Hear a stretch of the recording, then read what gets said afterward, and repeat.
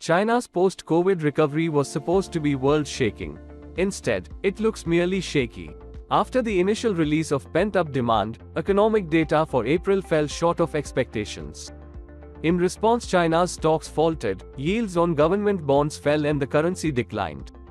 The country's trade-weighted exchange rate is now as weak as it was in November, when officials were locking down cities. Will the data for May look better? On the last day of the month, the National Bureau of Statistics reported its Purchasing Managers' Indices, PMIs. They showed that services output grew more slowly than in April and manufacturing activity shrank for the second month in a row. Another manufacturing index by KXN, a business publication, was more encouraging, perhaps because it gives smaller weight to inland heavy industry, which may benefit less from a consumption-led recovery. What's causing China's unexpected economic dip?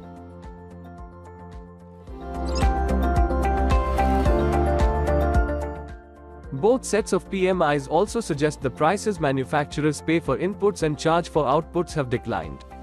Some economists now think producer prices, those charged at the factory gate, may have fallen by more than 4% in May, compared with a year ago. Such price cuts are hurting industrial profits, which is in turn hampering manufacturing investment. This has raised fears of a deflationary spiral. As a result, China's economy faces the growing risk of a double dip, says Ting Lu of Nomura, a bank. Growth from one quarter to the next may fall close to zero, even if headline growth, which compares GDP with a year earlier, remains respectable. Elsewhere in the world, weak growth is accompanied by uncomfortable inflation. This makes it harder for policymakers to know what to do.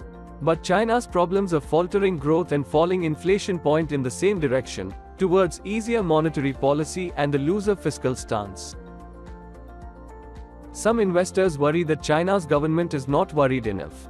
The central bank seems unconcerned about deflation.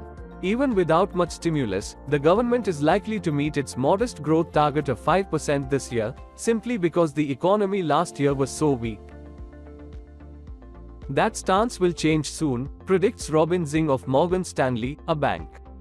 In 2015 and 2019, he points out, policymakers were quick to respond when the manufacturing PMI fell below 50 for a few months.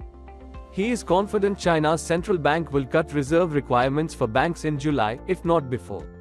He also thinks China's policy banks, which lend in support of development objectives, will increase credit for infrastructure investment.